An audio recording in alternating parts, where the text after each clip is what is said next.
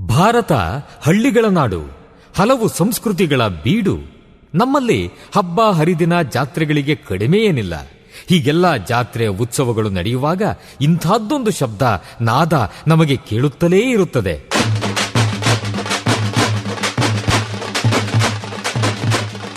ಒಮ್ಮೊಮ್ಮೆ ಹೊಸ ಉತ್ಸಾಹ ಬಡಿದೆಬ್ಬಿಸುವ ನಾದ ವೈಭವ. ಇದು ತಮಟೆಯ ಸದ್ದು, ಡೊಳ್ಳಿನ ಸದ್ದು. ಇವು ಮೇಳೈಸಿದಾಗ ಒಮ್ಮೆಲೆ ಒಗ್ಗೂಡುತ್ತವೆ ನಮ್ಮ ಮೈಮನಗಳು. ಇದು ಗ್ರಾಮೀಣ ಸಂಸ್ಕೃತಿ. ಇಲ್ಲಿ ಇಲ್ಲ ಯಾವುದೇ ಇತಿಮಿತಿ. ಕಾಲುಗಳು ಕುಣಿಯುತ್ತವೆ, ಹೃದಯ ಸಂಭ್ರಮಿಸುತ್ತದೆ. ಕರ್ನಾಟಕದ ವೈಶಿಷ್ಟ್ಯ ನಿಮ್ಮ ಸಮುದಾಯ ರೇಡಿಯೋನಲ್ಲಿ. Radio active 90.4 megahertz. ಕೇಳಿ ರೇಡಿಯೋ ಆಕ್ಟಿವ್ ಆಗಿ ಆಕ್ಟಿವ್ ಆಕ್ಟಿವ್ ಆಕ್ಟಿವ್. ನಮಸ್ಕಾರ ಸ್ನೇಹಿತರೆ, ಇದನ್ನು ಕೇಳ್ತಾ ಇದ್ದೀರಾ ರೇಡಿಯೋ ಆಕ್ಟಿವ್ 90.4 ಮೆಗಾಹರ್ಟ್ಸ್ ಕಾರ್ಯಕ್ರಮ ಅಂತ ಹೇಳ್ತಾ, ಸ್ನೇಹಿತರೆ ನಾನು ನಿಮ್ಮ ಜೊತೆ ನಿಮ್ಮ ಮೆಚ್ಚಿನ ಗೆಳತಿಯಾದಂಥ ಮಂಜುಳಾ ಅಂತ ಹೇಳ್ತಾ, ಕೆಳಗರೆ ಇವತ್ತಿನ ಕಾರ್ಯಕ್ರಮವಾದಂತಹ ಬಾಲ್ಯ ಅಮೂಲ್ಯ ಕಾರ್ಯಕ್ರಮಕ್ಕೆ ತಮ್ಮೆಲ್ಲರಿಗೂ ಆತ್ಮೀಯವಾದ ಸ್ವಾಗತನ ಕೊಡ್ತಾ, ಕೆಳಗರೆ ಇವತ್ತು ಎಂದಿನಂತೆ ಕಳೆದ ಸಂಚಿಕೆಯಲ್ಲಿ ತಾವು ಕೇಳಿರೋ ಪ್ರಕಾರ ಮಕ್ಕಳ ಹಕ್ಕುಗಳ ಕುರಿತಾಗಿ ಡಾಕ್ಟರ್ ವಾಸುದೇವ ಶರ್ಮಾ ಅವರು ನಮ್ಮ ಜೊತೆ ಮಾತನಾಡ್ತಾ ಇದ್ದಾರೆ. ಸ್ನೇಹಿತರೆ, ಹಾಗಾದರೆ ತಡ ಹಾಕಿ ಬನ್ನಿ ಇವತ್ತಿನ ಈ ಒಂದು ಕಾರ್ಯಕ್ರಮವನ್ನು ಕೇಳಿ ಬರೋಣ. ಇಲ್ಲಿ ನೋಡಿ, ಈ ಪೈ ಡಯಾಗ್ರಾಮ್ ಅಲ್ಲಿ ಕಾಣುತ್ತೆ, ಒಟ್ಟು 100 ಜನ ಇದ್ದರೆ ಭಾರತದಲ್ಲಿ ಸುಮಾರು 38.99 40 ಅಂತ ಅನ್ಕೊಳ್ಳೋಣ, 40% ಮಕ್ಕಳಿದ್ದಾರೆ. 47 ಕೋಟಿ, ಈಗ 50 ಕೋಟಿ ದಾಟ್ತಾ ಇದ್ದಾರೆ. ಅದು ವಯಸ್ಕರು 60 ವರ್ಷದೊಳಗಿರೋರು ಒಂದು 53% ಇದ್ದಾರೆ. ವೃದ್ಧರು ಒಂದು 7.47% ಇದ್ದಾರೆ. ಈಗ ಈ ಸಂಖ್ಯೆ ಸ್ವಲ್ಪ ಜಾಸ್ತಿ ಆಗಿದೆ 2022 ಹೀಗಾಗಿ ನಾವು ಮಕ್ಕಳ ಮೇಲೆ ಹೆಚ್ಚೆಚ್ಚು ಕೂಡಬೇಕಾಗಿದೆ. ಕೂಡೋದು ಅಂದ್ರೆ ಇನ್ವೆಸ್ಟ್ ಅಂತ ಹೇಳ್ತೀವಿ. ಅದು ಶಿಕ್ಷಣ, ಆರೋಗ್ಯ ಮತ್ತು ಮಕ್ಕಳ ವ್ಯವಸ್ಥೆಗಳಿಗೆ ಬೇಕಾಗಿದೆ. ಈ ವಿಷಯ ಎರಡನೇ ತೆಗೆದುಕೊಂಡಾಗ ಯಾವುದೇ ವಿಚಾರಕ್ಕೂ ಮಕ್ಕಳ ನಡುವೆ ತಾರತಮ್ಯವನ್ನು ಉಂಟು ಮಾಡಬಾರದು. ಮಕ್ಕಳ ಹಕ್ಕು ಸಮಾನತೆಯಲ್ಲಿ ಬದುಕುವುದು ಅನ್ನೋದು ಇಲ್ಲಿನ ವಿಷಯ. ಮೂರನೇದಕ್ಕೆ ಬಂದಾಗ ನಾನು ಆಗ್ಲೇ ಹೇಳಿದೆ, ಪೋಷಕರು ಒಮ್ಮೊಮ್ಮೆ ಮಕ್ಕಳ ಹಿತದೃಷ್ಟಿಯಿಂದ ಒಂದಷ್ಟು ನಿರ್ಧಾರಗಳನ್ನ ಮಾಡ್ತಾರೆ ಅಂತ. ಅಂತಹ ನಿರ್ಧಾರಗಳು ತೆಗೆದುಕೊಳ್ಬೇಕಾದ್ರೆ ಪೋಷಕರೂ ಸಹ ವಯಸ್ಕರೂ ಸಹ ಮಕ್ಕಳಿಗೆ ಒಳ್ಳೇದಾಗೋದನ್ನ ಮಾಡ್ಬೇಕು. ಅಂತ ಸಮಯದಲ್ಲಿ ಮಕ್ಕಳು ಆ ಹಿತದೃಷ್ಟಿ ಏನು ಅನ್ನೋದನ್ನ ಅರ್ಥ ಮಾಡ್ಕೊಳ್ಳೋ ಪ್ರಯತ್ನವನ್ನ ಮಾಡ್ಬೇಕು. ನಾನು ಆಗ್ಲೇ ಹೇಳದ್ನಲ್ಲ, ಚಳಿ ಆಗ್ತಿದೆ, ಬೆಚ್ಚಗಿರೋ ಬಟ್ಟೆ ಹಾಕೋ ಅಂತ ಅಪ್ಪ ಅಮ್ಮ ಹೇಳಿದಾಗ ಹಾಕೊಳ್ಬೇಕಾಗತ್ತೆ. ಸಾಕು ಇನ್ನು ಟಿವಿ ನೋಡಿದ್ದು, ಇನ್ನು ಕತೆ ಪುಸ್ತಕ ಓದಿದ್ ಸಾಕು, ಟೆಕ್ಸ್ಟ್ ಬುಕ್ ಓದು ಅನ್ನೋ ಸಮಯ ಬಂದಾಗ ಓದ್ಬೇಕಾಗತ್ತೆ. ಆಟ ಆಡು ಹೋಗ್ ಮಗ ಅಂತಂದ್ರೆ ಆಡಕ್ ಹೋಗ್ಬೇಕಾಗತ್ತೆ. ಆ ನಿರ್ಧಾರವನ್ನ ನಾವೇ ತೆಗೆದುಕೊಳ್ಬೇಕು. ಹಾಗೇನೇ ಮನೆಯಲ್ಲಿರುವಂತಹ ಹಣದ ಒಂದು ಕೊರತೆಯನ್ನು ಕೂಡ ನಾವು ತಿಳ್ಕೊಳ್ಬೇಕು. ಮನೆಯಲ್ಲಿರುವಂತಹ ಆಹಾರದ ಸೌಲಭ್ಯ ಏನು ಅನ್ನೋದನ್ನು ಕೂಡ ನಾವು ತಿಳ್ಕೊಳ್ಬೇಕಾಗುತ್ತೆ. ಜೊತೆನಲ್ಲಿ ಸರ್ಕಾರವಾದ ನಿರ್ಧಾರಗಳನ್ನ ಮಾಡ್ತಾ ಇರಬೇಕು ಅನ್ನೋದು ಕೂಡ ಇಲ್ಲಿನ ಒಂದು ಮಕ್ಕಳ ಹಿತದೃಷ್ಟಿಯ ವಿಚಾರ. ನಾನು ಎರಡೇ ಭಾಗಕ್ಕೆ ಬಂದೆ. ಎಲ್ಲಾ ಮಕ್ಕಳಿಗೂ ಕೂಡ ಒಂದು ಹೆಸರನ್ನ ಇಡುವುದು, ಮತ್ತೆ ಬೇರೆಯವರೆಲ್ಲರೂ ಅದೇ ಹೆಸರನ್ನ ಕೂಗಿ ಕರೆಯಬೇಕೇ ಹೊರತು ನಾವು ಮಕ್ಕಳನ್ನ ಬೇರೆ ಬೇರೆ ಹೆಸರು ಕರೆಯೋದಲ್ಲ. ಮಕ್ಕಳೇ, ನಾನಾಗ್ಲೇ ಹೇಳ್ದೆ, ನೀವೆಲ್ಲರೂ ಹುಟ್ಟುತ್ತಾ ನೀವು ಪ್ರಜೆಗಳು ಅಂತ. ಹಾಗೆ ಮಕ್ಕಳ ಹಕ್ಕಳು ಒಡಂಬಡಿಕೆ ಕೂಡ ಹೇಳುತ್ತೆ, ಎಲ್ಲ ಮಕ್ಕಳು ಈ ದೇಶದಲ್ಲಿ ಪ್ರಜೆಗಳಾಗಿ ಹುಟ್ಟುತ್ತಾರೆ, ರಾಷ್ಟ್ರೀಯತೆ ಇದೆ ಅವರಿಗೆ ಅಂತ. ಉಳಿದ ಮಾಧ್ಯಮಗಳ ಕರ್ತವ್ಯ ಏನು ಅಂತಂದಾಗ, ಯಾವುದೇ ಮಗುವಿಗೆ ಹಾನಿಕಾರಕವಾಗದ ವಿಷಯಗಳನ್ನ ತಲುಪಿಸ್ಬೇಕು. ಇದನ್ನ ಯಾಕೆ ನಿಮ್ಗೆ ಹೇಳ್ತೀನಿ ಅಂತಂದ್ರೆ, ನೀವು ಮಾಧ್ಯಮಗಳನ್ನ ಬಳಸಬೇಕು, ಪತ್ರಿಕೆಗಳನ್ನ ಓದಬೇಕು, ದಿನಪತ್ರಿಕೆಯನ್ನು ಓದಬೇಕು, ಹೌದು ಟಿವಿ ನೋಡ್ಬೇಕು, ಕಂಪ್ಯೂಟರ್ ಬಳಸಬೇಕು, ಮೊಬೈಲ್ ಬಳಸಬೇಕು. ಆದ್ರೆ ಇವೆಲ್ಲವೂ ಕೂಡ ನಿಮ್ಮ ಒಂದು ಉತ್ತಮ ಬೆಳವಣಿಗೆಗೆ ಅನುಕೂಲವಾಗುವಂತೆ ಬಳಸ್ಕೊಳ್ಬೇಕಾಗತ್ತೆ. ಇಂತಹ ಮಾಹಿತಿಯನ್ನ ಕೊಡುವುದು ಮಾಧ್ಯಮಗಳ ಕರ್ತವ್ಯ. ನೀವು ಮಕ್ಕಳಾಗಿ ಡಿಮ್ಯಾಂಡ್ ಮಾಡ್ಬೋದು, ನಮಗೆ ಸೂಕ್ತವಾಗಿರೋ ಮಾಹಿತಿಯನ್ನ ಕೊಡಿ ಅನ್ಬಿಟ್ಟು ಅಂತ. ಇಲ್ಲಿ ಪರಿಚ್ಛೇದ 14 ಹೇಳೋದೇನು ಅಂತಂದ್ರೆ, ನಿಮ್ಮ ಆತ್ಮಸಾಕ್ಷಿಯಂತೆ ನಿಮಗೆ ಒಪ್ಪಿದ ಧರ್ಮವನ್ನ ಪಾಲಿಸಬೇಕು. ಯಾರು ಕೂಡ ನಿಮಗೆ ಬೇರೆ ಧರ್ಮವನ್ನ ಪಾಲಿಸು ಅಂತ ಹೇಳಿ ನಿಮ್ಮ ಮೇಲೆ ಒತ್ತಡವನ್ನ ಹೇರಬಾರದು ಅಂತ. ಮಕ್ಕಳಿಗೆ ಸಂಘ ಕಟ್ಟಿಕೊಳ್ಳುವ ಹಕ್ಕಿದೆ, ಆದ್ರೆ ಭಾರತದಲ್ಲಿ ಮಕ್ಕಳ ಹಕ್ಕುಗಳ ಸಂಘಗಳನ್ನ ರಿಜಿಸ್ಟರ್ ಮಾಡೋ ಹಾಗಿಲ್ಲ. ನೀವೆಲ್ಲರೂ ಕೂಡ ಒಂದಾಗಿ ನಿಮ್ಮ ಪರವಾದ ಚರ್ಚೆಗಳನ್ನ ಮಾಡ್ಲಿಕ್ಕೆ ಈ ಮಕ್ಕಳ ಹಕ್ಕುಗಳಲ್ಲಿ ಸಂಘದಲ್ಲಿ ಅವಕಾಶ ಇದೆ. ಶಾಲಾ ಮಕ್ಕಳ ಹಕ್ಕುಗಳ ಸಂಘಗಳನ್ನ 2001ರಿಂದಲೇ ರಚಿಸಲಿಕ್ಕೆ ಅವಕಾಶ ಇದೆ. ನೀವು ನಿಮ್ಮ ಶಾಲೆಯಲ್ಲಿ ಮಕ್ಕಳ ಹಕ್ಕುಗಳನ್ನ ಸಂಘ ಮಾಡಿ. ಆದ್ರೆ ಕೇವಲ ಬೋರ್ಡ್ಗೋಸ್ಕರ ಸಂಘ ಅಲ್ಲ, ಆ ಸಂಘ ಕೂತು ಚರ್ಚೆ ಮಾಡುವಂತಾಗಬೇಕು. ಇನ್ಫ್ಯಾಕ್ಟ್ ಇದಕ್ಕೋಸ್ಕರ ಬಹಳ ವಿವರವಾದ ಗೈಡ್ಲೈನ್ಸ್ ಕೂಡ ಇದೆ. ಅದನ್ನ ನೋಡಿ ಮಕ್ಕಳ ಹಕ್ಕುಗಳ ಸಂಘ ಮಾಡಿ. ಇದು ಯಾಕೆ ಬೇಕಾಗಿದೆ ಅಂತಂದ್ರೆ, ಮಕ್ಕಳಿಗೆ ತಳಮಟ್ಟದಿಂದಲೇ ಪ್ರಜಾಪ್ರಭುತ್ವದ ಮೌಲ್ಯಗಳನ್ನ ಅರ್ಥ ಮಾಡ್ಕೊಳ್ಳಿಕ್ಕೋಸ್ಕರ ಇಂತಹ ಸಂಘಗಳ ಅವಶ್ಯಕತೆ ಇದೆ. ಯಾವುದೇ ಸಂದರ್ಭದಲ್ಲೂ ಯಾವುದೇ ಮಗು ಚಿತ್ರಹಿಂಸೆಗೆ ಗುರಿಯಾಗಬಾರದು. ನಿಮ್ಮ ಸಹಪಾಠಿಗಳು ಅಥವಾ ಬೇರೆ ಯಾವುದಾದ್ರೂ ಮಗು ಎಲ್ಲೇ ಆದ್ರೂ ಚಿತ್ರಹಿಂಸೆಗೆ ಗುರಿ ಆಗ್ತಿದೆ, ನೋವಿಗೆ, ತೊಂದರೆಗೆ, ಸುಳ್ಳೆ ಗುರಿ ಆಗ್ತಿದೆ ಅಂತಂದ್ರೆ ಯಾವುದೇ ಕಾರಣಕ್ಕಾಗ್ಲಿ ಅಂತ ಸಂದರ್ಭದಲ್ಲಿ ನೀವು ಖಂಡಿತ ಸಂಬಂಧಿಸಿದ ಗಮನಕ್ಕೆ ಮಕ್ಕಳೇ ತರಬೇಕು. ಪೋಷಕರು ವಯಸ್ಕರ ಕರ್ತವ್ಯ ಮಕ್ಕಳನ್ನ ಹಿಂಸೆಗೆ ಗುರಿ ಮಾಡೋದಲ್ಲ. ಇದನ್ನ ಈ ದೂರನ್ನ ನೀವು 1098ಗೆ ತಲುಪಿಸಬಹುದು. ಈ ಒಂದು ಇಂಗ್ಲಿಷ್ ನಲ್ಲಿ ನಿಮ್ಗೊಂದು ಆರ್ಚ್ ಕಾಣಿಸ್ತಾ ಇದೆ. ಏನಪ್ಪಾ ಅಂತಂದ್ರೆ, ಮಕ್ಕಳಿಗೆ ಹಕ್ಕುಗಳಿದೆ, ಅಂದ್ರೆ ಹಕ್ಕುದಾರರು ಅಂತಾನೆ ಹೇಳೋಣಂತೆ. ಅದೇ ರೀತಿ ವಯಸ್ಕರೆಲ್ಲರೂ ಡ್ಯೂಟಿ ಬೇರರ್ಸ್, ಕರ್ತವ್ಯ ಪಾಲಕರು ಅಂತ. ಇವರಿಬ್ರು ಕೂಡ ಜೊತೆಯಲ್ಲಿ ನಡೆದಾಗ ಮಾತ್ರ ನಮ್ಮಲ್ಲಿ ಶಕ್ತಿ ಇರ್ತದೆ, ಬೆಳವಣಿಗೆ ಆಗ್ತದೆ. ಇದನ್ನ ನಾವು ಮುಂದೆ ಹೋಗ್ತಾ ನಾನು ಭಾಗ 3ಕ್ಕೆ ಬಂದಿದ್ದೇನೆ. ಪೋಷಕರಿಗೆ ತಮ್ಮ ಮಕ್ಕಳನ್ನ ನಡೆಸುವ, ಮಕ್ಕಳ ನಡೆ ನುಡಿಗಳನ್ನ ತಿದ್ದುವ, ಬೆಳೆಸುವ ಕರ್ತವ್ಯ ಇದೆ. ಇದು ಮಕ್ಕಳು ಕೂಡ ಅರ್ಥ ಮಾಡ್ಕೊಳ್ಬೇಕು. ಶಿಕ್ಷಕರು ಹೇಳುವಂಥದ್ದು, ವಯಸ್ಕರು ಹೇಳುವ ಮಾತುಗಳನ್ನ ಕೇಳಿ ಅದರಲ್ಲಿ ಉತ್ತಮವಾದದನ್ನ ಅಳವಡಿಸ್ಕೊಳ್ಳಿ ಅಂತ. ಮಕ್ಕಳೇ, ನಿಮ್ಗೆ ಆರೋಗ್ಯ, ವಸತಿ ಮತ್ತು ಆಹಾರ ಇವೆಲ್ಲ ಸೌಲಭ್ಯಗಳನ್ನ ಪೋಷಕರು ಮತ್ತು ವ್ಯವಸ್ಥೆ ಮಾಡಿಕೊಡ್ಬೇಕು. ಇದು ಅವರ ಕರ್ತವ್ಯ. ನಾನು ಇದೊಂದು ಸಣ್ಣ ಗ್ರಾಫ್ ನಿಮ್ಮ ಮುಂದೆ ತೋರಿಸ್ತಾ ಇದ್ದೇನೆ. ನಮ್ಮಲ್ಲಿ ಇಮ್ಯುನೈಸೇಷನ್ ಅಥವಾ ರೋಗ ನಿರೋಧಕಗಳು 100% ಇನ್ನೂ ಆಗಿಲ್ಲ. ಇನ್ನು ಎಷ್ಟೋ ಮಕ್ಕಳು ರೋಗ ನಿರೋಧಕಗಳನ್ನ ತೆಗೆದುಕೊಳ್ಳಕ್ಕೆ ಹಿಂದೆ ಮುಂದೆ ಕೊಡ್ಸೋದಕ್ಕೆ ಕಷ್ಟಪಡ್ತಾರೆ ಅಂತ. 100% ಇಮ್ಯುನೈಸೇಷನ್ ಆಗಬೇಕಾಗಿದೆ ಅಂತ. ಹಾಗೆ ಇವತ್ತು ನಮ್ಮ ದೇಶದಲ್ಲಿ ಒಂದು 1,000 ಮಕ್ಕಳಲ್ಲಿ ಸಾಯುವ ಮಕ್ಕಳು, 5 ವರ್ಷ ಆಗುವ ಸತ್ತೋಗುವ ಮಕ್ಕಳು ಜಾಸ್ತಿ ಇದ್ದಾರೆ. ಇದಕ್ಕೆ ಕಾರಣ ಅಷ್ಟೇ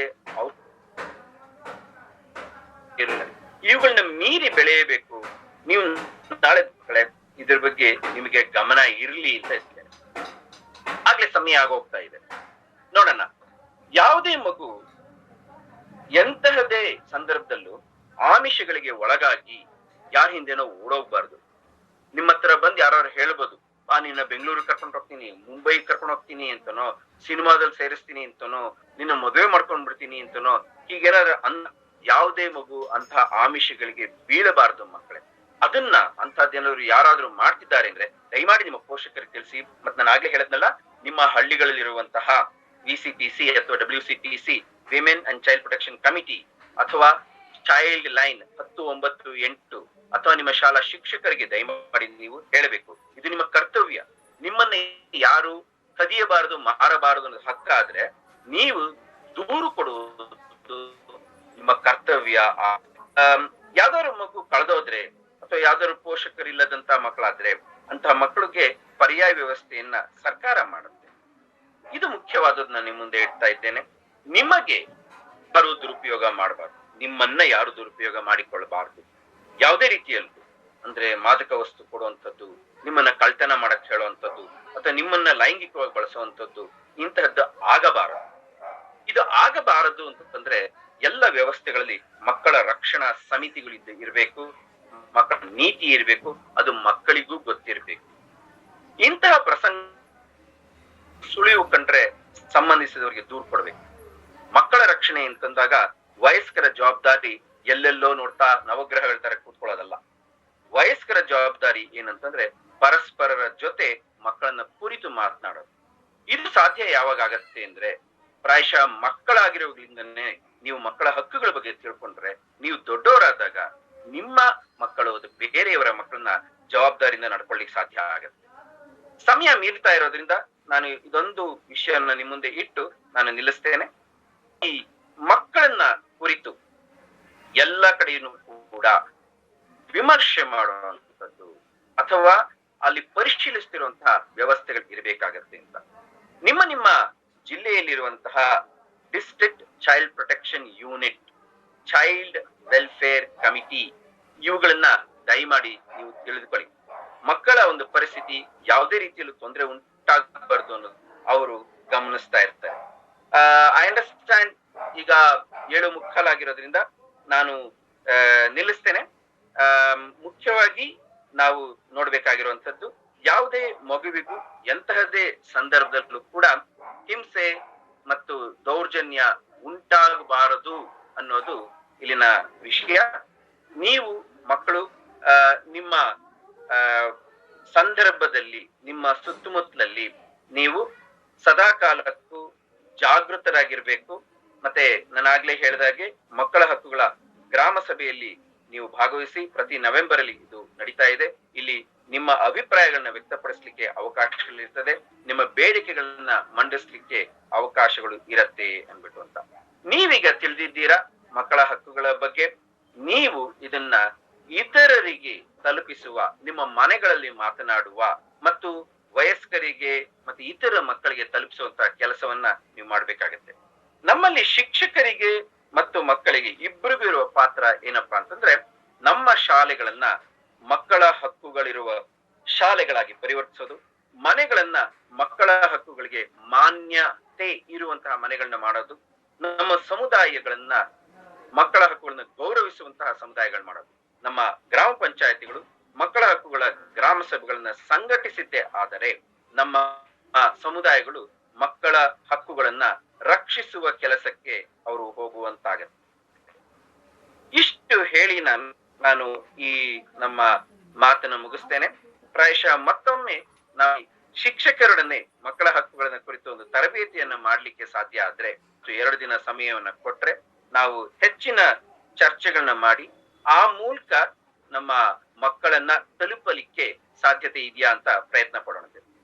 ಕೊನೆಯ ಸ್ಲೈಡ್ ಬರ್ತಾ ಇದ್ದೇನೆ, ನಾನು ಬಿಡ್ತೇನೆ, ಇದನ್ನ ಪರವಾಗಿಲ್ಲ. ನಮ್ಮಲ್ಲಿ ಮಕ್ಕಳಿಗೆ ಬೇಕಿರೋದು ಶಿಕ್ಷಣ, ದುಡಿಮೆ ಬೇಡ ಅನ್ನುವಂತ ಮಾಹಿತಿ ಸಂದೇಶ ಎಲ್ರಿಗೂ ತಲುಪಬೇಕಾಗಿದೆ. ಮುಖ್ಯ, ನಮ್ಮ ಮಕ್ಕಳ ಹಕ್ಕುಗಳು ಎಲ್ಲರಿಗೂ ಸಿಗಬೇಕು ಮತ್ತು ಯಾವುದೇ ರೀತಿಯಲ್ಲಿ ಮಕ್ಕಳಿಗೆ ತೊಂದರೆಗಳು ಕಂಡು ಉಂಟಾದ್ರೆ ವಯಸ್ಕರಿರ್ಬೋದು ಅಥವಾ ಮಕ್ಕಳಿರ್ಬೋದು, ಚೈಲ್ಡ್ ಲೈನ್ 1098 ಇದಕ್ಕೆ ದೂರವಾಣಿ ಮೂಲಕ, ಉಚಿತ ದೂರವಾಣಿ ಮೂಲಕ ಸಂಪರ್ಕಿಸಿ ಮಕ್ಕಳ ರಕ್ಷಣೆಯ ಕೆಲಸದಲ್ಲಿ ನಾವೆಲ್ಲರೂ ತೊಡಗಿಕೊಳ್ಬೇಕು ಅಂತ ನಾನು ಕೋರ್ತಾ ಇದ್ದೇನೆ. ಈ ಮುಂದಿನ ದಿನಗಳಲ್ಲಿ ಈಗಲಿಂದನೇ ನಮ್ಮ ಘೋಷಣೆ ಬದಲಿಸೋಣ. ಮಕ್ಕಳು ಎಂದರೆ ಮುಂದಿನ ಪ್ರಜೆಗಳು ಅಲ್ಲ, ಹಿಂದಿನ ಮಕ್ಕಳು ಹಿಂದಿನ ಪ್ರಜೆಗಳು. ಇದನ್ನ ಪರಿಗಣಿಸೋಣ, ಇರುವವರು ಅಂತ ತಿಳ್ಕೊಳ್ಳೋಣ. ಮತ್ತೆ ಮಕ್ಕಳು ಕೂಡ ಹಕ್ಕಿನ ಜೊತೆಗೆ ಒಂದಷ್ಟು ಜವಾಬ್ದಾರಿಗಳು ಇದೆ, ಅವುಗಳನ್ನ ನಾವು ಕಲ್ತ್ಕೊಳ್ಳೋಣ. ನಮಸ್ಕಾರ. ಓಕೆ ಸರ್, ಈಗ ಮಕ್ಕಳಿಗೆ ಪ್ರಶ್ನೋತ್ತರ ಕೇಳಲು ಅವಕಾಶ ಮಾಡಿಕೊಡೋಣ. S R Bommai school. Hello sir. ನಮಸ್ಕಾರ ಸರ್. ಹಲೋ. ಒಂದ್ ಪ್ರಶ್ನೆ ಸರ್ ನಂದು. ಕೇಳು. ಶ್ರೀಮತಿ ಅಂಗ್ಲಾಂಟೆನ್ ಜೇಬ್ ಅವರ ಬಗ್ಗೆ ಕೇಳ್ಬೇಕಿತ್ತು. ಹೇಳಿ. ನೀವು ಹೇಳ್ಬೇಕಿತ್ರಿ ಸರ್, ನಂಗೆ ಅರ್ಥ ಆಗ್ಲಿಲ್ರಿ ಸರ್. ಅದು ಆಗಿಲ್ವಾ? ಅವರು ಎಗ್ಲಾಂಟೆನ್ ಜೆಬ್ ಅನ್ನೋರು ಇಂಗ್ಲೆಂಡಿನ ಒಬ್ಬ ಮಹಿಳೆ. ಅವರು ಮಕ್ಕಳು ಕಷ್ಟದಲ್ಲಿರೋದನ್ನ ಗಮನಕ್ಕೆ ತೆಗೆದುಕೊಂಡು, ಯಾಕೆ ಇಡೀ ದೇಶದಲ್ಲಿ ಬೇರೆ ಜನಗಳು, ಸರ್ಕಾರಗಳು ಮಕ್ಕಳ ಬಗ್ಗೆ ಯೋಚನೆ ಮಾಡ್ತಿಲ್ವಲ್ಲ ಅಂತೆಲ್ಲ ಅನ್ಕೊಂಡು ಅವ್ರೇನ್ ಮಾಡ್ತಾರೆ, ಸರ್ಕಾರನ ಪ್ರಶ್ನೆ ಮಾಡ್ತಾರೆ. ಯಾಕೆ ಸ್ವಾಮಿ ಮಕ್ಕಳಿಗೆ ಶಾಲೆ ಇಲ್ಲ, ಮಕ್ಕಳಿಗೆ ಆರೋಗ್ಯ ಇಲ್ಲ, ಮಕ್ಕಳಿಗೆ ಯಾಕೆ ಶೋಷಣೆ ಮಾಡ್ತಿದ್ದೀರಾ, ಕಷ್ಟ ಕೊಡ್ತಿದ್ದೀರಾ? ಎಲ್ಲ ಮಕ್ಕಳಿಗೆ ಉತ್ತಮವಾದದನ್ನ ನಡೆಸ್ಕೊಡ್ಬೇಕು ಅಂತ ಸರ್ಕಾರಕ್ಕೆ ಹೇಳ್ತಾರೆ. ಆ ನಂತರ ಅವರು ವಿಶ್ವಸಂಸ್ಥೆ ಅಥವಾ ಅವತ್ತಿನ ದಿನಗಳಲ್ಲಿ ಲೀಗ್ ಆಫ್ ನೇಷನ್ಸ್ ಅಂತಿತ್ತು, ಅಲ್ಲಿಗೆ ಹೋಗಿ ನೋಡಿ, ಎಲ್ಲೇ ಆಗ್ಲಿ ಮಕ್ಕಳಿಗೆ ತೊಂದರೆ ಆಗ್ಬಾರ್ದು ಅನ್ನೋದನ್ನ ಮನವರಿಕೆ ಮಾಡ್ಕೊಂಡ್ರು. ಅಂತಹ ಮಹಿಳೆ, ಅವ್ರನ್ನ ನಾವು ನೆನಪಿಸ್ಕೊಳ್ತಾ ಇದ್ದೇವೆ. ಆಕೆಯಿಂದಾಗೇನೆ ನಾವಿವತ್ತು ಮಕ್ಕಳ ಹಕ್ಕುಗಳ ಒಡಂಬಡಿಕೆ ಅಂತ ಏನ್ ಹೇಳ್ತೀವಿ, convention of the rights of the child ಅಂತ. ನಾನು ಇಷ್ಟೊತ್ತು ನಿಮ್ ಜೊತೆ ಮಾತಾಡಿದ್ನಲ್ಲ ಮಕ್ಕಳ ಹಕ್ಕು ಅಂತ, ಆ ಕಲ್ಪನೆಯನ್ನ ಬರೆದಿಟ್ಟವರು ನಮ್ಮ ಎಗ್ಲಾಂಟೆನ್ ಜೆಬ್ ಅನ್ನೋರು. ಹೀಗಾಗಿ ನಾವು ಅವ್ರನ್ನ ಸ್ಮರಿಸ್ಕೊಳ್ತೇವೆ. ಆಗಸ್ಟ್ 25 ಅವರು ಹುಟ್ಟಿದ ದಿನ ಕೂಡ. ಗೊತ್ತಾಯ್ತಾ? ಮುಂದಿನ ಪ್ರಶ್ನೆ. ನೆಕ್ಸ್ಟ್ ಪ್ರಶ್ನೆ. ಹಲೋ. ಹೇಳಿಪ್ಪ. ದೊಡ್ಡವರು ಕೇಳ್ಬೋದು, ಪರವಾಗಿಲ್ಲ. ಅಕಸ್ಮಾತ್ ಮಕ್ಕಳ ಪ್ರಶ್ನೆಗಳು ತಲುಪ್ತಾ ಇಲ್ಲ ನಮ್ಮನ್ನಂತಂದ್ರೆ ಹೋಗ್ಲಿ. ಅರ್ಥ ಆಯ್ತಾ ಮಾತನಾಡಿದ್ದು? ಮಂಜುಳಾ ಗಂಚಿ. ಪುಟ್ಟೆ. ತುಂಬಾ ಉಪಯುಕ್ತ ಮಾಹಿತಿ ನೀಡಿದ್ದೀರಿ, ಧನ್ಯವಾದಗಳು ಸರ್ ಅಂತೇಳಿ ಹಲೋ ಸರ್, ಶ್ರವಣ್ ಕುಮಾರ್ ಅಂತ ಅವನ ಪ್ರಶ್ನೆ ಕೇಳು ಪುಟ್ಟ. ಹಲೋ ಸರ್, ಹೇಳಿ ಸರ್. ನನ್ನ ಹೆಸರು ಶ್ರವಣ್ ಕುಮಾರ್ ಅಂತ ಸರ್. ನಾನು MPS ಹುಬ್ಳಿಕೇರಿಯಿಂದ ಮಾತಾಡ್ತಿದ್ದೀನಿ ಸರ್. ನನ್ನ ಪ್ರಶ್ನೆ ಸರ್, ಕೆಲವೊಬ್ರು ಸರ್ ಆಟಕ್ಕೆ ಇಂಟ್ರೆಸ್ಟ್ ಕೊಡುದಿಲ್ಲ ಸರ್. ಆಟಕ್ಕೆ ಇಂಟ್ರೆಸ್ಟ್ ಕೊಡಲ್ಲ. ನಮ್ಮ ಕ್ಲಾಸ್ ಒಳಗೆ ಸರ್ ಒಂದ್ ಬಾಳ ಜನ ಸರ್ ನಂಗ ಆಟ ಬೇಡ ಅಂತ ಕುಂತಿರ್ತಾರ ಸರ್. ಮಕ್ಕಳ ದೊಡ್ಡವರ? ನಮ್ಮ ಕ್ಲಾಸ್ಮೇಟ್ ಸರ್. ಕ್ಲಾಸ್ಮೇಟ್ಸಾ? ಓಕೆ, ಅವ್ರಿಗೆ ಸ್ವಲ್ಪ ಪುಸಲಾಯಿಸಿ, ಬಾರಯ್ಯ ಹೊರಗಡೆ ಸ್ವಲ್ಪ ಬಿಸಿಲಲ್ಲಿ ಓಡಾಡ್ಬೇಕು, ಫ್ರೆಶ್ ಆಗಿರೋ ಗಾಳಿಯನ್ನ ಕುಡಿಬೇಕು, ಕೈಕಾಲನ್ನ ಬಿಡಬೇಕಪ್ಪ, ಕೈಕಾಲು ಆಡಿಸ್ಬೇಕು ಅಂತ ಅವ್ರಿಗೆ ಪ್ರೋತ್ಸಾಹ.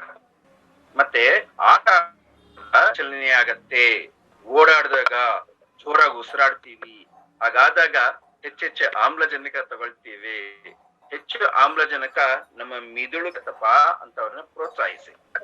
ಯಾಕೆ ಓಡಿಸ್ತಾರೆ ಶಾಲೆಗಳಲ್ಲಿ? ಎಂಪಿಯುಗಳು ಸ್ವಲ್ಪ ಚಲನೆ ಆಗ್ಬೇಕು, ಅದು ಸಡಿಲ ಆಗ್ಬೇಕು ಅಂತ ಹೇಳ್ತೇವೆ. ಮತ್ತು ಮೂಳೆಗಳ ಕೀಲುಗಳು ಅದಕ್ಕೋಸ್ಕರ ಓಡ್ಬೇಕು, ಆಡ್ಬೇಕು. ಅದು ನೀವು ಕ್ರಿಕೆಟ್ ಆಡ್ಬೋದು, ವಾಲಿಬಾಲ್ ಆಡ್ಬೋದು, ಕಬಡ್ಡಿ ಆಡ್ಬೋದು, ಸುಮ್ಮನೆ ಓಡ್ಬೋದು. ಇವೆಲ್ಲದನ್ನು ಕೂಡ ಅವಶ್ಯಕತೆ ಇದೆ. ಶಾಲೆಗಳಲ್ಲಿ ನಾವು ಕೇಳ್ಕೊಳ್ಳೋದೇನು ಅಂತಂದ್ರೆ, ಒಂದು ದಿನ ಅಟ್ಲೀಸ್ಟ್ ಒಂದು ಅರ್ಧ ಗಂಟೆ ಆದ್ರೂ ಮಕ್ಕಳಿಗೆ ಆಟ ಆಡಲಿಕ್ಕೆ ಅವಕಾಶಗಳನ್ನು ಮಾಡಿಕೊಡ್ಬೇಕು ಅಂತ. ನನ್ನ ಶಾಲಾ ದಿನಗಳನ್ನ ಜ್ಞಾಪಿಸ್ಕೊಳ್ಳೋದಾದ್ರೆ ಅನೇಕ ಬಾರಿ ನಾವು ಹೇಳ್ತಿದ್ವಿ, ಯಾಕೆ ಶಾಲೆಗೆ ಯಾಕೆ ಹೋಗ್ತೀರಾ ಅಂತಂದ್ರೆ ಆಟ ಆಡಕ್ಕೆ ಅಂತಾನೆ ಹೇಳ್ತಾ ಇದ್ವಿ. ಆ ತರದ ವ್ಯವಸ್ಥೆಗಳನ್ನ ಮಾಡ್ಕೊಡ್ಬೇಕು. ಬಟ್ ಕೆಲವು ಶಾಲೆಗಳಲ್ಲಿ ಆಟದ ಮೈದಾನವೇ ಇಲ್ಲ ಅನ್ನೋ ಕೊರತೆ ಇದೆ. ಹಾಗಾಗ್ಬಾರ್ದು. ಎಲ್ಲ ಶಾಲೆಗಳಿಗೂ ಆಟದ ಮೈದಾನವನ್ನು ಒದಗಿಸಿಕೊಡೋದು ಶಾಲೆಗಳನ್ನು ನಡೆಸೋರ ಜವಾಬ್ದಾರಿ ಕೂಡ. ನೀವ್ ಹೇಳ್ದಂಗ ಸರ್, ನಮ್ಮ ಆಟದ ಮೈದಾನ ಇಲ್ಲ ಅಂದ್ರೆ ಇಲ್ರಿ ಸರ್. ನಮ್ ಕಲ್ಗಡಿ ತಾಲೂಕ್ದೊಳಗ ಆಟದ ಮೈದಾನ ಇಲ್ರಿ ಸರ್, ಸಣ್ಣ ಹೋದವ್ರಿ. ಸಣ್ಣದಿದ್ಯಾ? ಓಕೆ, ಸಣ್ಣದ ಆಟದಲ್ಲೇ ಆಟ ಆಡಿ ಸರ್, ಪ್ರಯತ್ನ ಪಡಿ. Thank you sir. ಆಟ ಆಡಿದ್ರೆ ಆರೋಗ್ಯವಾಗಿರ್ಬೋದು ಸಾರ್ ಅಂತ ಹೇಳಿ ಮೈಲಾರಿ ಬಾಬರ್ ಅವರು ಬರ್ದಿದ್ದಾರೆ. ನಿಜ. ಮಾತಾಡಿ. ನೆಕ್ಸ್ಟ್ ಪ್ರಶ್ನೆ, ಯಲ್ಲಪ್ಪ ಗೋರ್ಬಾಳ. ನಾನು ಜಯಂತ್ ಮಾತಾಡ್ತಾರದು. ಹಾ, ಜಯಂತ್ ಮಾತಾಡಿ. ಅಲ್ಲ, ಅದೇ ಅನ್ಮ್ಯೂಟ್ ಮಾಡ್ಕೊಳಕ್ ಹೇಳಿದ್ರು. ಇಲ್ಲ ಸರ್, ನೀವು ಮಾತಾಡಿ, ಅವ್ರನ್ನ ಮತ್ತೆ ಮ್ಯೂಟ್ ಮಾಡಿದೆ. ಓಕೆ, ಒಂದು ನೀವು ಇದ್ರಲ್ಲಿ ಮಕ್ಕಳ ಹಕ್ಕುಗಳ ಬಗ್ಗೆ ಮಾತಾಡ್ತಾ ಇದ್ರಿ. ಹಲೋ, ಹೇಳಿದ್ರಿ ಈಗ ಮಕ್ಕಳು ಈ ತರ ಕೆಲಸ ಮಾಡೋದಕ್ಕೆ ಹೋಗ್ಬಾರ್ದು, ಬಾಲ ಕಾರ್ಮಿಕರಾಗಬಾರ್ದು ಅನ್ನತಕ್ಕಂತ ಇದೆಯಲ್ಲ.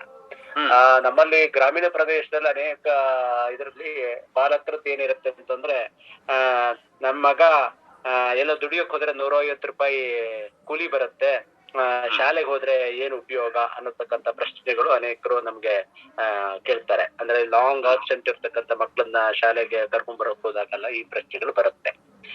ಎರಡನೇದು, ನಮ್ಮ ಈಗ ಇದನ್ನ ಹೇಳ್ತಾರೆ ಬಾಲ ಕಾರ್ಮಿಕರು ಅಂತಂದ್ರೆ ಸಾಧಾರಣವಾಗಿ ನಾವು ಬೇರೆ ಯಾವ್ದೋ ಕಾರ್ಖಾನೆಗಳಲ್ಲಿ ಇದರಲ್ಲಿ ಕೆಲಸ ಮಾಡಿದ್ರೆ ಬಾಲ ಕಾರ್ಮಿಕರು ಅಂತ ಹೇಳ್ತೀವಿ. ಈಗ ನಮ್ಮ ಹೊಲದಲ್ಲಿ ಶಿಕ್ಷಣವನ್ನ ಬಿಡಿಸಿ ಶಾಲೆ ಹೋಗೋದ್ ಬಿಡಿಸಿ ನೀವು ದುಡಿಯೋ ಕಳಿಸಿದ್ರೆ ಇದು ಬಾಲ ಕಾರ್ಮಿಕರು ಅಂತಾಗಲ್ವಾ? ನೀವು ಬಹಳ ಸಮರ್ಪಕವಾದ ಪ್ರಶ್ನೆನೇ ಎತ್ತಿದ್ದೀರಾ.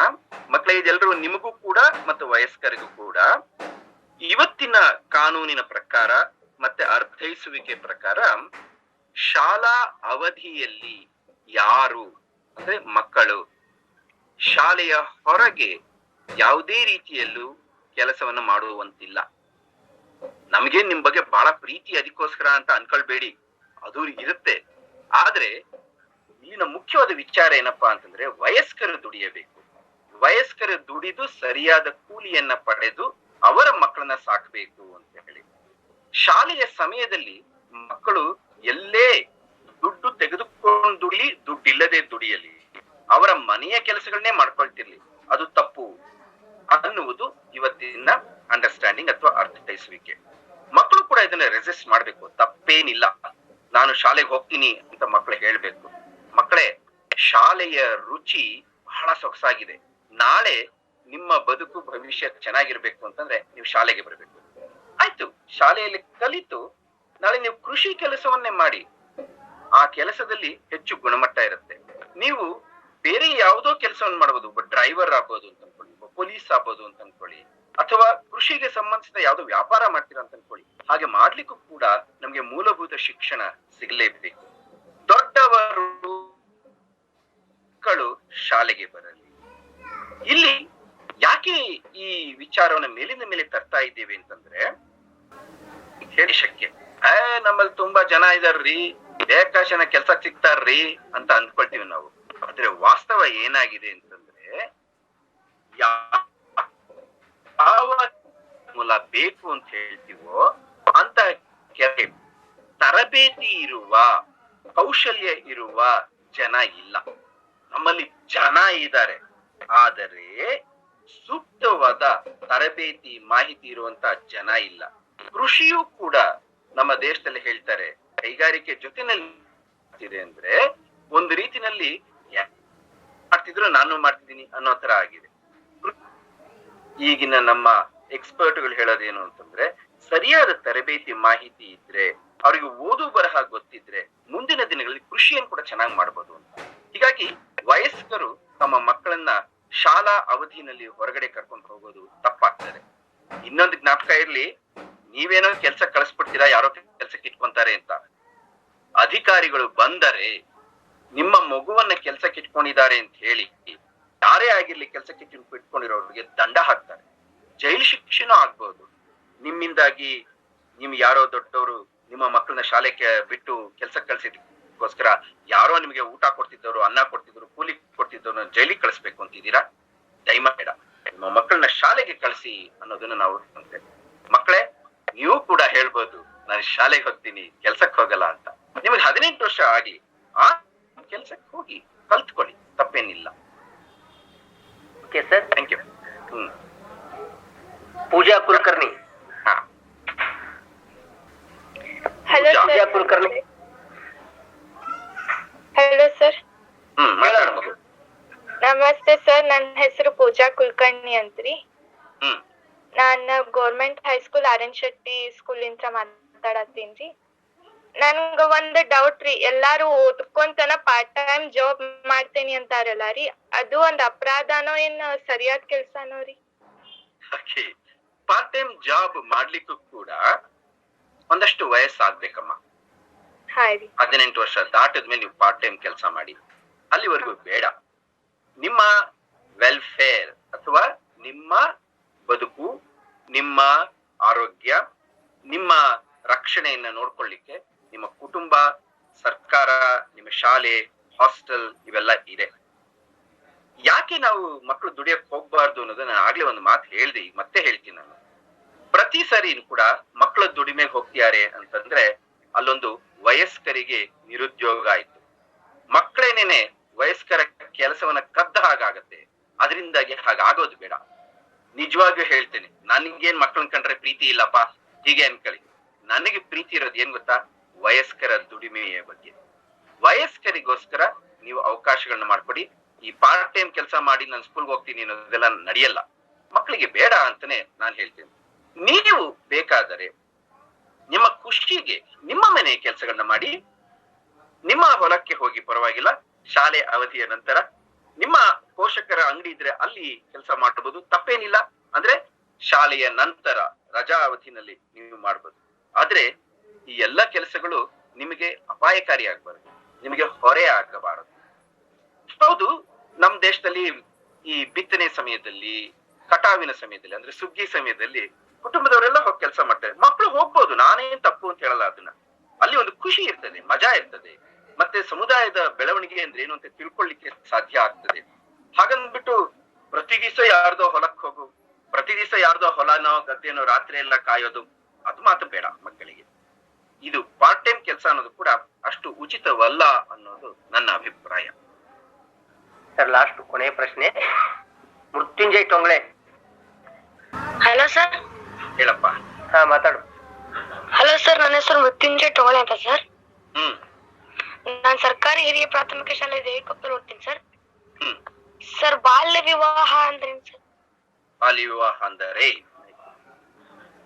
ನೀವೇನಾದ್ರೂ ಆಟ ಆಡ್ಬೇಕಾರೆ ಯಾವಾಗ್ಲಾದ್ರೂ ಮದುವೆ ಆಟ ಆಡಿದೀರಾ? ಮನೆ ಆಟ ಆಡಿರ್ತೀರಾ? ಹಾ ಸರ್. ಆಡಿರ್ತೀರ. ನೋಡಿ, ಆಟದಲ್ಲಿ ಮದುವೆ ಆಟ ಆಡಿದ್ರೆ ಅದೇನ್ ತಪ್ಪೇನೇ ಇಲ್ಲ, ಮಜಾ ಇರ್ತದೆ. ಒಂಥರ ಸಾಮುದಾಯಿಕ ಆಟ, ಒಂಥರ ನಾಟಕ ಅದು. ಆದ್ರೆ ಅಂತಹ ಒಂದು ಮಗುವಿಗೆ ನಿಜವಾಗಿಯೂ ಮದುವೆ ಮಾಡಿದ್ರೆ ಅದು ತಪ್ಪಾಗುತ್ತೆ.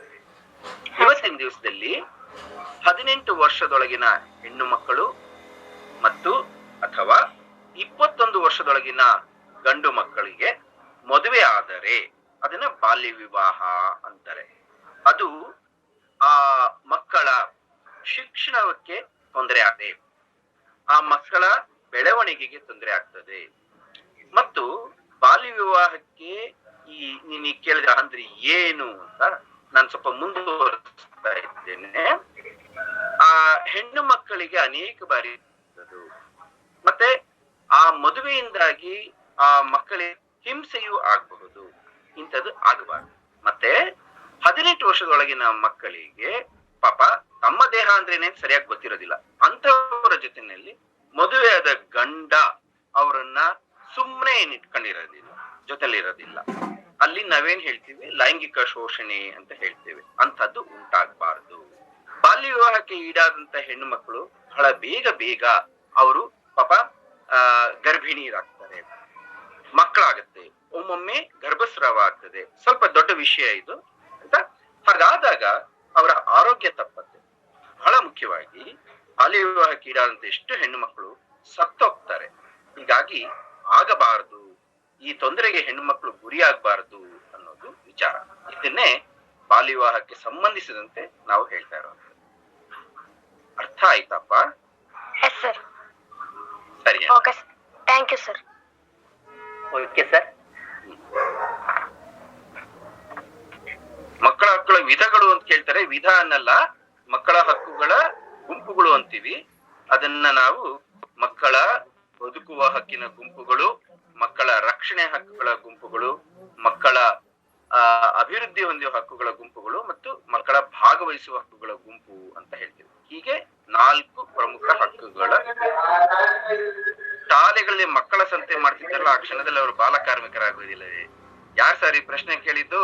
ಅನಿತಾ ಬೆಳೆ ಹೌಸ್ ಅಂತ. ಸರ್, ಮಕ್ಕಳ ಸಂತೆ ಅನ್ನೋದು ಮಕ್ಕಳಿಗೆ ವ್ಯವಹಾರ ಅಂತಂದ್ರೆ ಏನು, ವ್ಯಾಪಾರ ಅಂದ್ರೆ ಏನು ತಿಳ್ಕೊಳ್ಳಿಕ್ಕೆ, ಮತ್ತೆ ಮಕ್ಕಳಿಗೆ ಸಮುದಾಯದ ಕಲೆಗಳು ಮತ್ತೆ ಸಂವಹನ ಕಲ್ತ್ಕೊಳ್ಳಿಕ್ಕೆ, ಲೆಕ್ಕ ಬರೆಯೋದು ಹೇಗೆ ಅಂತ ತಿಳ್ಕೊಳ್ಳಿಕ್ಕೆ, ಪ್ರಕ್ರಿಯೆಗಳನ್ನ ಅರ್ಥ ಮಾಡ್ಕೊಳ್ಳಿಕ್ಕೋಸ್ಕರ. ಅದು ಬಾಲ ಕಾರ್ಮಿಕರಾಗಲ್ಲ. ನನ್ ಪ್ರಕಾರ ಯಾವ ಬಾಲ ಕಾರ್ಮಿಕರಾಗ್ತಾರೆ ಶಾಲೆನಲ್ಲಿ ಅಂತಂದ್ರೆ, ಮೇಷ್ಟ್ರದ್ದು ಬೈಕ್ ಬಂದಾಗ ಅದನ್ನ ತಳ್ಕೊಂಬಂದ್ ನಿಲ್ಸಿದ್ರೆ ಅದು ಬಾಲ ಕಾರ್ಮಿಕರು ಅಂತ ನಾನು ಹೇಳ್ತೇನೆ. ಮೇಷ್ಟ್ರದ್ದು ಏನಾದ್ರು ಬೈಕ್ ತೊಳೆದ್ರೆ, ಸ್ಕೂಟರ್ ತೊಳೆದ್ರೆ ಅದು ತಪ್ಪದು. ಮೇಷ್ಟ್ರ ತಟ್ಟೆ ತೊಳೆದ್ರು ಕೂಡ ತಪ್ಪು ಅಂತ ಹೇಳ್ತೇನೆ. ಟೀಚರ್ ಬರ್ತಾರಲ್ಲ, ಬರ್ಲಿ, ಟೀಚರು ಮೇಷ್ಟ್ರ ಅವ್ರು ಬ್ಯಾಗ್ ಹಿಡ್ಕೊಂಡು ಅವ್ರು ಬರ್ತಾರವ್ರು, ಟೀಚರ್ ಹಿಡ್ಕೊಂಬಂದ್ರೆ ಅದು ಕೂಡ ತಪ್ಪು ಅಂತ ಹೇಳ್ತೀನಿ. ಅದು ಬಾಲ ಕಾರ್ಮಿಕರು ನಾನು ಹೇಳ್ಬೇಕಾಗುತ್ತೆ.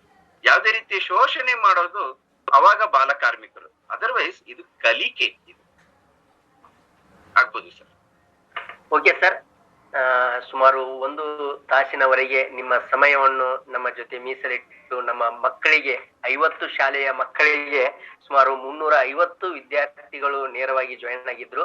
350 ವಿದ್ಯಾರ್ಥಿಗಳಂದ್ರೆ ಒಂದು ಮೊಬೈಲ್ ಅಲ್ಲಿ 5 ಜನ, 10 ಜನ, 4 ಜನ, 3 ಜನ ಈ ರೀತಿಯಾಗಿ ಜಾಯಿನ್ ಆಗಿರ್ತಾರೆ ಸರ್. ಅದು ಮಕ್ಕಳ ಅಂಕಿ ಸಂಖ್ಯೆ ನಾನು ಬೆಳಿಗ್ಗೆ ನಿಮ್ಗೆ ಕೊಡ್ತೇನೆ ಸರ್. ಈ ಒಂದು ವೆಬಿನಾರ್ ನಲ್ಲಿ ಪಾಲ್ಗೊಂಡು ಎಲ್ಲ ವಿಷಯಗಳ ಕುರಿತು ನಿದರ್ಶನವನ್ನ ಹೇಳಿ ವಿಡಿಯೋಗಳ ಮುಖಾಂತರ ನಮ್ಮ ಮಕ್ಕಳಿಗೆ ಒಂದು ಒಳ್ಳೆಯ ಜ್ಞಾನವನ್ನು ನೀಡಿದ್ದೀರಿ ಸರ್. ಜೊತೆಗೆ ಅತಿಯಾದ ಮೊಬೈಲ್ ಬಳಕೆಯಿಂದ ನಮ್ಮ ಸಂಸ್ಕೃತಿ ಹಾಳಾಗ್ತಾ ಇದೆ, ಮನೆ ಸಹಿತ ಕಡಿಮೆ ಆಗ್ತಾ ಇದೆ. ಹಲವಾರು ವಿಷಯಗಳ ಕುರಿತು ಚರ್ಚಿಸಿದ್ದಕ್ಕೆ ಧನ್ಯವಾದ ಸರ್. ಈಗ ಒಂದು ಪ್ರಶ್ನೆ ಇಲ್ಲೊಬ್ರು ಕೇಳ್ತಿದ್ದಾರೆ, ಸಿನಿಮಾದಲ್ಲಿ ಮಕ್ಕಳು ಮಾಡಿದ್ರೆ ಅದು ಬಾಲ ಕಾರ್ಮಿಕರಲ್ವಾ ಅಂತ ಕೇಳ್ತಾರೆ. ಹಲವಾರು ಕಡೆ ಈ ಪ್ರಶ್ನೆ ಅಭಿನಂದಿಸ ಹೇಳ್ತಾ ಇದ್ದೇನೆ. ನೋಡಿ, ಸಿನಿಮಾ ಮತ್ತು ಟಿವಿ ರಿಯಾಲಿಟಿ ಶೋಗಳಲ್ಲಿ ಒಂದು ಕಾನೂನೇ ಬಂದಿದೆ ಈಗ. ಆ ಕಾನೂನು ಪ್ರಕಾರ ಹಾಗೆ ಯಾವ್ದಾದ್ರು ಸಿನಿಮಾದವರು, ಟಿವಿನವರು, ರಿಯಾಲಿಟಿ ಶೋನವರು ಮಕ್ಕಳನ್ನ ಕರ್ಕೊಳ್ಬೇಕು ಅಂತಂದ್ರೆ ಅದಕ್ಕೆ ಅವ್ರು ಸರ್ಟಿಫಿಕೇಟ್ ಕೊಡ್ಬೇಕು. ನಾವು ಈ ಮಕ್ಕಳನ್ನ ಶಾಲಾ ಸಮಯದಲ್ಲಿ ಬಳಸ್ಕೊಳ್ತಾ ಇಲ್ಲ, ಶಾಲಾ ಸಮಯದ ನಂತರ ಬಳಸ್ತಿದ್ದೇವೆ, ಅವ್ರನ್ನ ತೊಡಗಿಸ್ಕೊಳ್ತಿದ್ದೇವೆ ಅಂತ. ಮತ್ತು ಅಲ್ಲಿ ಉದಾಹರಣೆಗೆ ಸಂಗೀತ ಹೇಳೋರು ಇರ್ಬೋದು, ಹಾಡು ಹೇಳೋರು ಇರ್ಬೋದು, ನಾಟಕ ಮಾಡೋರು ಇರ್ಬೋದು, ಡಾನ್ಸ್ ಮಾಡೋರು ಇರ್ಬೋದು, ಅಥವಾ ಕಲೆ ಇರ್ಬೋದು, ಸ್ಪೋರ್ಟ್ಸ್ ಇರ್ಬೋದು, ಇದನ್ನ ಬಾಲಕಾರ್ಮಿಕರು ಅಂತ ಅನ್ನೋದಿಲ್ಲ. ಈಗ ಏನಾಗತ್ತೆ ಅಂದ್ರೆ ಅದರಿಂದ ಅವ್ರಿಗೆ ಏನಾದ್ರು ಹಣ ಬಂದ್ರೆ ಆ ಹಣದ ಬಹುಪಾಲು ಮೊತ್ತವನ್ನ ಬ್ಯಾಂಕಿನಲ್ಲಿ ಆ ಮಕ್ಕಳ ಹೆಸರಿನಲ್ಲಿ ಠೇವಣಿ ಇಡಬೇಕು. ಅದನ್ನ ಬಳಸಿ ಕುಟುಂಬದವರು ಬೆಳೆಯಬಾರದು, ಬದುಕಬಾರದು. ಈಗ ಉದಾಹರಣೆಗೆ ತನ್ನ ಮಗುನ ಸರ್ಕಸ್ ಆಡಿಸಿ ದುಡ್ಡು ಸಂಪಾದಿಸಿ ಅವನಾರು ತಿಂತಾ ಇದ್ದಾನೆ ಅಂತಂದ್ರೆ ಅಲ್ಲಿ ಅದನ್ನ ಬಾಲಕಾರ್ಮಿಕರು ಅಂತೀವಿ. ಅದೇ ರೀತಿ ಸರ್ಕಸ್ ಅಲ್ಲ, ಸಿನಿಮಾದ ಮಾಡಿಸಿರೋ ಮಕ್ಕಳನ್ನ ಆ ಹಣದಿಂದ ನಾವು ಬದುಕ್ತಾ ಇದೀವಿ ಅಂತಂದ್ರೆ ಆ ಪೋಷಕರ ತಪ್ಪಾಗ್ತದೆ. ಹಾಗೆ ಬಂದ ಹಣವನ್ನ, ಬಹುಪಾಲು ಹಣವನ್ನ ಅವರು ಠೇವಣಿ ಬೇಕು ಅನ್ನೋದು ಮುಖ್ಯ. ಇಲ್ಲಿ ಕೊನೆಯ ನಂಬರ್ ಕೊಟ್ಟಿದ್ದೀನಿ, ಯಾರೋ ಕೇಳಿದ್ರು, ನಿಮ್ಮ ನಂಬರ್ ಬೇಕು ಅಂತ ಕೊಟ್ಟಿದ್ದೇನೆ. ಸಾಕು ಸರ್, ಈಗ ನೀವು ಮುಂದುವರಿಬಹುದು. Okay sir. ಮಕ್ಕಳಿಗೆ ಒಂದು ವಿಶೇಷ ಸೂಚನೆ. ದಿನಾಂಕ 17/8/2022 ಮುಂದಿನ ಬುಧವಾರ